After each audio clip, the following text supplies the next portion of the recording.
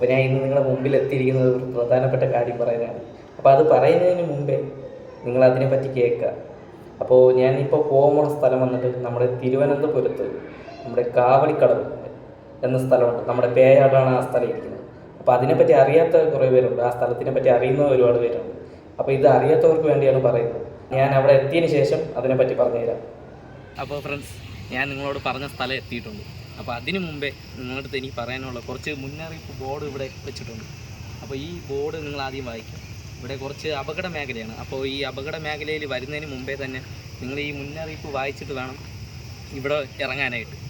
അപ്പോൾ ഇതൊക്കെ വായിക്കാണ്ട് എടുത്തു ചാടി നമ്മൾ അങ്ങോട്ട് കുളിക്കാനായിട്ട് എന്തെങ്കിലും പോയി കഴിഞ്ഞാൽ വരുന്ന വലിയൊരു അപകടമായിരിക്കും. അപ്പോൾ ഈ ബോർഡ് ആദ്യം നിങ്ങൾ വായിക്കുക.